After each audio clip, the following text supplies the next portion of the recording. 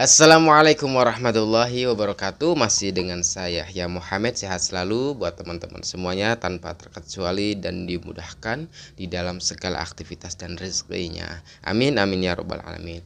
Baik teman-teman, men-follow up informasi dan berita terkait dengan Carok Bangkalan.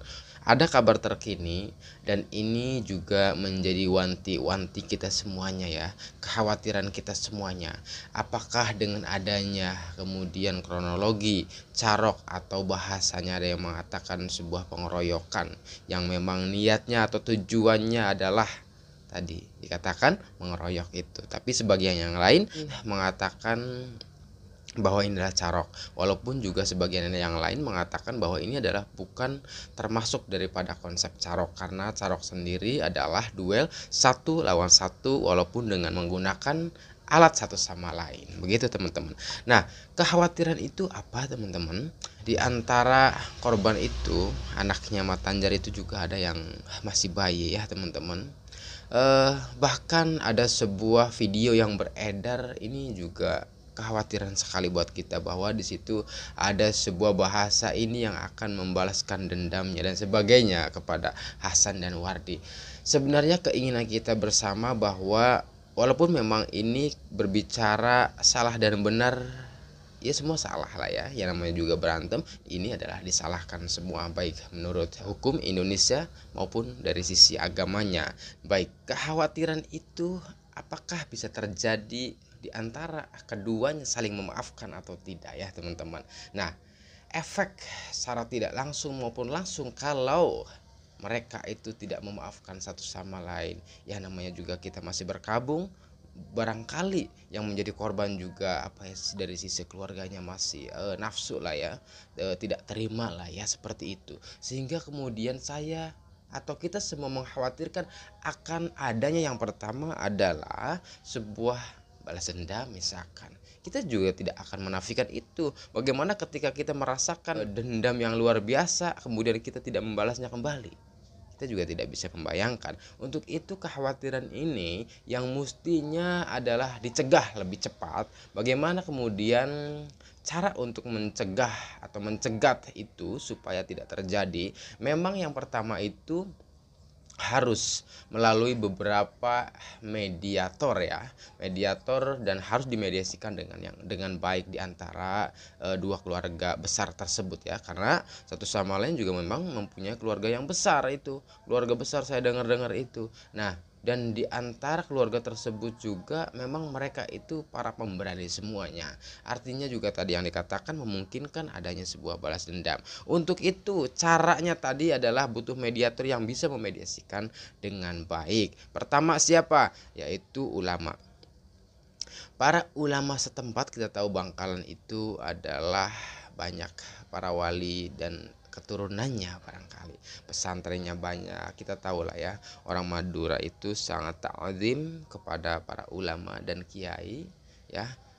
Di Bangkalan kita tahu pesantrennya juga besar-besar, sehingga satu ini yang mesti digegaskan kembali, dipercepat, bahwa mediator yang saya maksud adalah para ulama yang bisa memediasikan, mengademkan, mengayemkan di antara keluarga mereka. Misalkan keluarga Matanjar terlebih dahulu, para ulama sesepuh kiai samperinlah yang namanya keluarga Matanjar dan Matardam, barangkali Najahri juga, terus Hafiz juga, diademkan, diberikan sebuah wejangan, diberikan sebuah pemahaman yang baik dan sebagainya.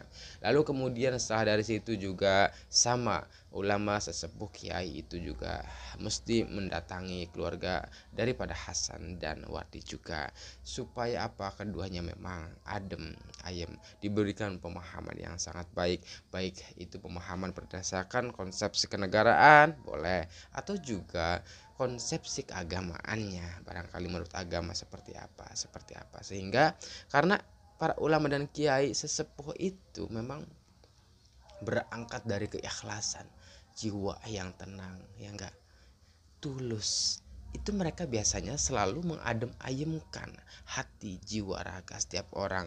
atau lawan bicaranya, kira-kira begitu. Nah teman-teman, itu adalah mediator yang bisa memediasikan antara keduanya agar kemudian satu sama lain tidak ada yang namanya bahasa balas dendam. Kita tahu bahwa Matanjar sendiri punya anak kecil. Kita tahu juga bahwa di TikTok ini ramai teman-teman ya, ada bahasa di situ. Ini adalah mata rudal yang akan membalaskan dendam dan sebagainya. Nah, bahasa-bahasa itu yang kemudian sudah terekspos lebih jauh atau menjadi stimulus perangsang bahwa akhirnya akan ada sebuah konsep yang namanya balas dendam selanjutnya.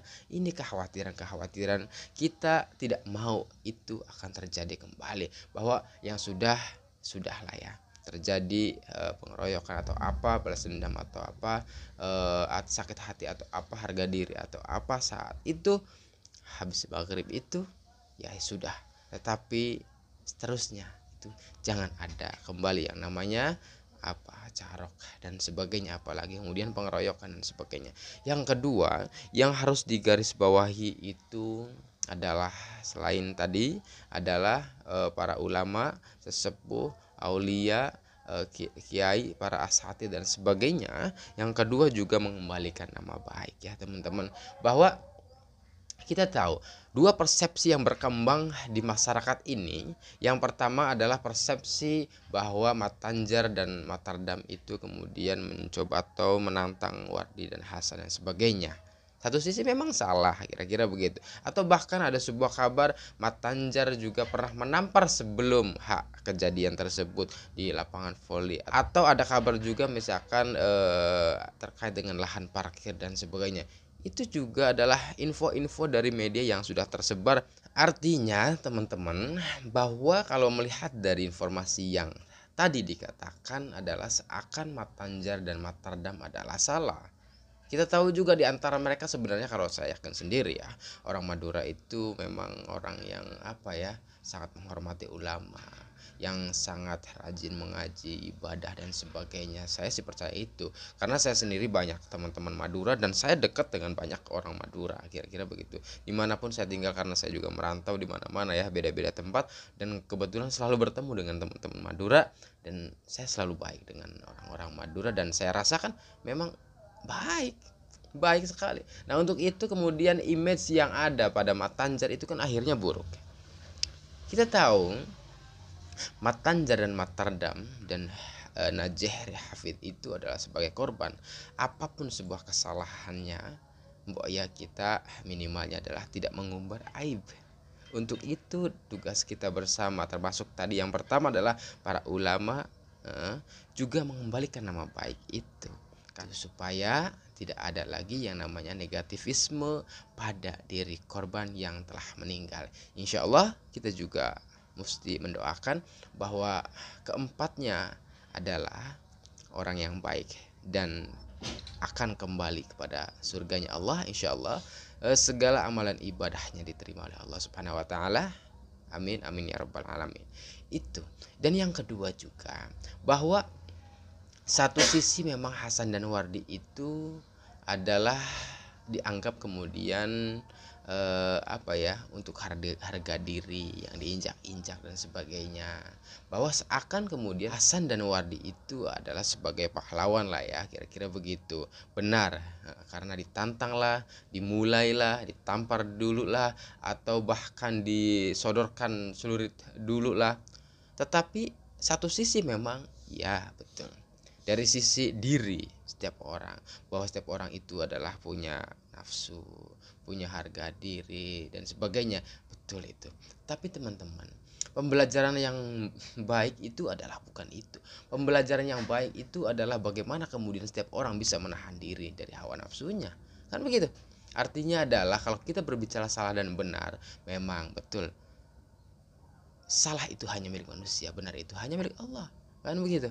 Nah untuk itu, baik itu yang kita katakan dari sisi diri setiap orang atau potensi setiap orang itu adalah bahwa Wardi dan Hasan itu adalah benar atau pahlawan dan sebagainya. Tapi satu sisi juga bahwa mereka itu adalah salah, telah mengeksekusi itu. tidak melawan hawa nafsunya ketika dia merasakan nafsu yang luar biasa, walaupun memang betul dari sisi potensi setiap orang itu diinjak-injak merasanya dan sebagainya. Jadi teman-teman, yang kedua ini sebenarnya mari kita bukan hanya apa ya tadi para ulama sesepuh setempat dan sebagainya, tetapi tugas kita semua yaitu mengembalikan nama baik mereka semua. Insya Allah korban kita doakan semua dalam surga Allah Subhanahu wa taala, dan dari sisi tersangka Wardi dan Hasan juga insya Allah mudah-mudahan tidak memberatkan dari sisi pidananya. Kita tahu bahwa pidana 340 juga itu menjadi perdebatan sekali, karena ini adalah bukan sebuah pembunuhan berencana dikatakan oleh sebagian besar orang, karena ini adalah menjaga diri sendiri, menjaga marwah keluarga dan sebagainya. Untuk itu kita ayo bareng-bareng mengadem ayemkan, mengembalikan nama baik di antara mereka semua. Insya Allah poinnya adalah di antara mereka adalah orang baik, di antara mereka adalah orang yang memang apa ya, rajin beribadah, ngaji satu sama lain, kira-kira begitu. Saya tahu banget lah ya orang Madura, dan memang budaya mereka itu sangat rajin dan hormat kepada agama, hormat kepada ulama, kira-kira begitu. Masya Allah, luar biasa sekali. Dan yang selanjutnya, tugas yang terakhir adalah daripada umaronya, pemimpinnya, entah kepala desanya, mulai dari kepala desa, figur-figur setempat, kemudian eh, apa namanya, camat dan sebagainya, untuk kembali yang pertama adalah memberikan sebuah pemahaman kemaslahatan agar dipahami dengan sama bahwa tidak akan kemudian ada sebuah kekhawatiran balas dendam, apalagi tadi dikatakan anak-anaknya dan sebagainya, supaya tidak akan ada lagi yang demikian. Juga kemudian umaro itu kepada keluarga datang kepada keluarga Hasan dan Wari untuk mengadem ayemkan juga, memberikan pemahaman juga sama-sama mengembalikan nama baik citra mereka semuanya. Mudah-mudahan ini adalah keinginan kita bersama agar tidak ada lagi sebuah pembelajaran adalah carok harus terjadi lagi, tidak ada. Ya teman-teman, semua itu adalah sangat disalahkan baik menurut hukum negara maupun menurut hukum Islam, kira-kira begitu. Nah, terima kasih teman-teman. Wabillahi taufiq wal hidayah. Wassalamualaikum warahmatullahi wabarakatuh.